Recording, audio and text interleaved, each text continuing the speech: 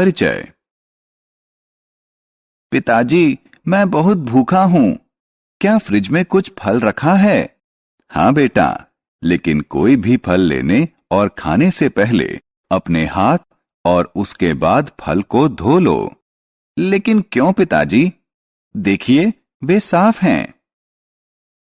क्योंकि तुम्हारे हाथ और फल पर ढेर सारे जीवाणु हैं जिन्हें तुम आंखों से नहीं देख सकते।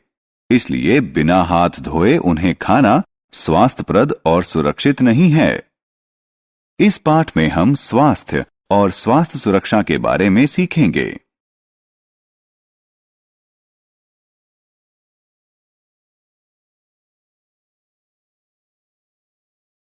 आओ सीखें। अपनी ज्ञानेंद्रियों को स्वच्छ रखना। शरीर के अन्य अंगों का कैसे ध्यान रखें, इसका वर्णन करना। व्यायाम और शारीरिक मुद्रा का महत्व समझना। विद्यालय स्वास्थ्य क्लब को जानना। ज्ञानेंद्रियां। प्यारे दोस्तों, मैं आपका दोस्त सैम। आइए सबसे पहले हम यह याद करें कि हमारे शरीर में कौन सी ज्ञानेंद्रियां होती हैं। हमारे शरीर में 5 ज्ञानेंद्रियां आंख, कान, नाक, जीभ और त्वचा मौजूद हैं। वास्तव में हम अपनी ज्ञानेंद्रियों की सहायता से हमारे बाह्य संसार से संवाद करते हैं। इसलिए इनका ध्यान रखना बहुत जरूरी है। अब आइए हम चर्चा करें कि अपनी ज्ञानेंद्रियों को स्वस्थ और स्वच्छ कैसे रखते हैं। आंखें। आइए पहले आंखों की चर्चा करें। आंखें दृश्य की ज्ञानेंद्रियां हैं। अपनी आंखों का ध्यान रखने के लिए हमें कुछ उपयोगी सुझावों का पालन करना चाहिए, जो निम्न प्रकार हैं। अपनी आंखों को ठंडे पानी से नियमित धोएं। सदैव पर्याप्त प्रकाश में अध्ययन करें। ताजे फल और हरी सब्जियों का नियमित सेवन करें। नाक और कान। अब आइए नाक के बारे में बात करें। नाक हमें सांस लेने और सूंघने में सहायता करती है। इस ज्ञानेंद्रिय की देखभाल करने के लिए कुछ उपयोगी सुझावों का पालन करना चाहिए, जो निम्न प्रकार हैं। अपनी नाक साफ करने के लिए साफ और मुलायम कपड़े का प्रयोग करें। छींकते समय अपनी नाक को ढकें, जिससे जीवाणु हमारे आसपास के वातावरण में न फैलें।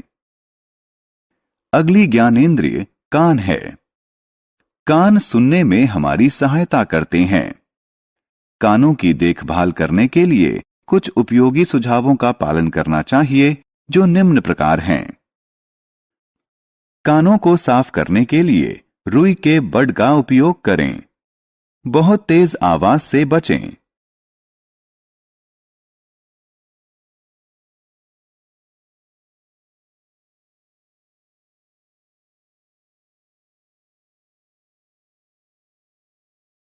जीभ और त्वचा। जीभ एक अन्य ज्ञानेंद्रिय है। जीभ हमें भोजन का स्वाद चखने में मदद करती है। जीभ की देखभाल के लिए हमें कुछ उपयोगी सुझावों का पालन करना चाहिए। हमें जीभ छिलनी से जीभ को आहिस्ता से साफ करना चाहिए। क्या आप जानते हैं कि ज्यादातर जीवाणु दांतों में नहीं, बल्कि जीभ पर पाए जाते हैं। 5वीं और आखिरी ज्ञानेंद्रिय हमारी त्वचा है। असल में यह स्पर्श करने और महसूस करने की इंद्रिय है। त्वचा शरीर का सबसे खुला अंग है, इसलिए इस पर जीवाणु के विकसित होने की संभावना तुलनात्मक रूप से सबसे ज्यादा होती है। अपनी त्वचा की देखभाल करने के लिए हमें कुछ उपयोगी सुझावों का पालन करना चाहिए, जैसे कि प्रतिदिन स्नान करें, प्रतिदिन कपड़े बदलें, घावों को पूरी तरह से साफ करें और उन पर दवाई तत्काल लगाई जानी चाहिए।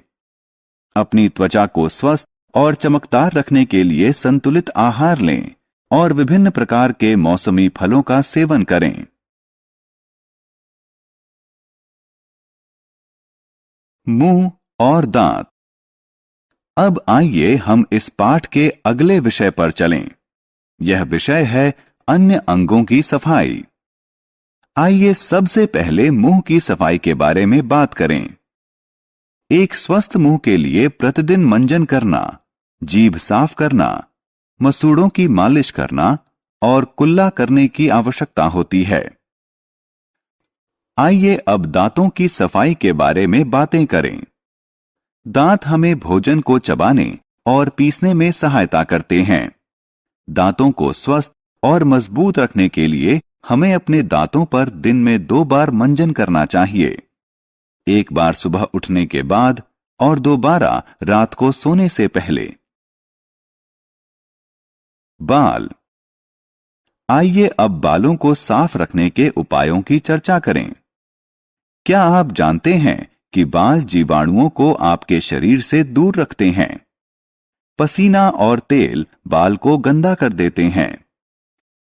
इसलिए अपने बालों को स्वच्छ और स्वस्थ रखने के लिए आपको निम्न उपायों का पालन करना चाहिए, जैसे एक सौम्य क्लींजर या शैम्पू से बालों को नियमित धोएं।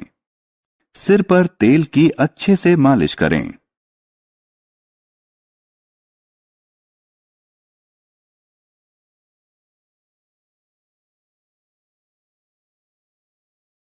चेहरा। हम जानते हैं कि चेहरा हमारे शरीर का वह अंग है जो अधिकतम ज्ञानेंद्रियों को वहन करता है। इसलिए इसे साफ रखने के लिए हमें कुछ आवश्यक उपायों पर अमल करना चाहिए, जैसे सभी प्रकार के धूल, गंदगी और जीवाणुओं को साफ करने के लिए चेहरे को प्रतिदिन कम से कम 2 बार धोएं। चेहरे को स्वस्थ और ताजा रखने के लिए नमी प्रदान करने वाली कोई क्रीम लगाएं।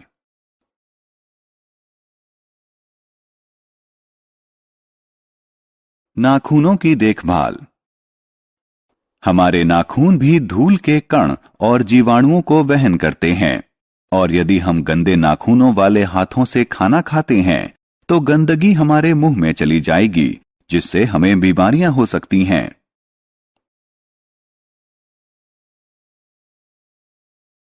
पैरों की देखभाल। संक्रमण से बचने के लिए हमें कुछ कदम उठाने चाहिए, जैसे नहाते वक्त अपने पैरों और पंजों को अच्छे से धोएं। उन्हें अच्छी तरह सुखा लें, खासतौर पर पैर की उंगलियों के बीच की जगह को। बाहर से आने के बाद अपने पैर और पंजे अच्छी तरह धोएं। व्यायाम।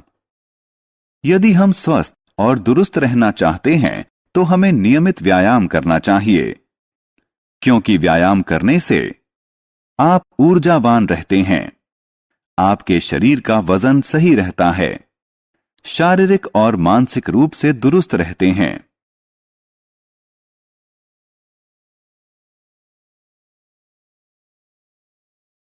शारीरिक मुद्रा का महत्व। आइए अब हम एक और रुचिकर विषय शारीरिक मुद्रा का आनंद लें। शरीर के उचित विकास के लिए उचित शारीरिक मुद्रा आवश्यक है। एक अच्छी शारीरिक मुद्रा में हमारे कंधे सीधे, पेट अंदर, सिर ऊपर उठा हुआ और ठुड्डी जमीन के समानांतर होनी चाहिए। क्या आप अच्छे शारीरिक मुद्रा का लाभ जानते हैं? ठीक है, अब मैं आपको बताऊंगा। यदि आपकी शारीरिक मुद्रा अच्छी है तो सांस लेना आसान होगा, रक्त संचरण और आहार पाचन सुधरेगा, नसें और जोड़ मजबूत होंगे, आपकी आवाज साफ होगी।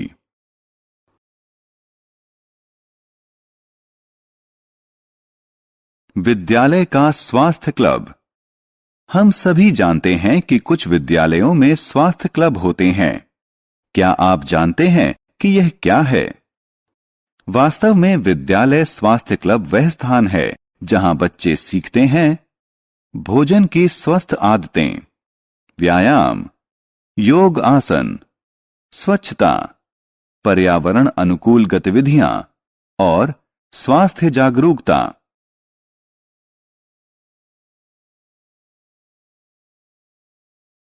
हमने क्या चर्चा की? आंख, कान, नाक, जीभ और त्वचा हमारी ज्ञानेंद्रियां हैं। हमें उन्हें स्वच्छ और स्वस्थ रखना चाहिए। हाथ, चेहरे, नाखूनों, पैर और दांतों की सफाई भी अच्छे स्वास्थ्य के लिए आवश्यक है। नियमित व्यायाम और अच्छी शारीरिक मुद्रा स्वस्थ शरीर के लिए सहायक हैं। विद्यालय का स्वास्थ्य क्लब बच्चों को स्वस्थ भोजन की आदतें, व्यायाम, स्वच्छता और पर्यावरण अनुकूल गतिविधियां सिखाते हैं।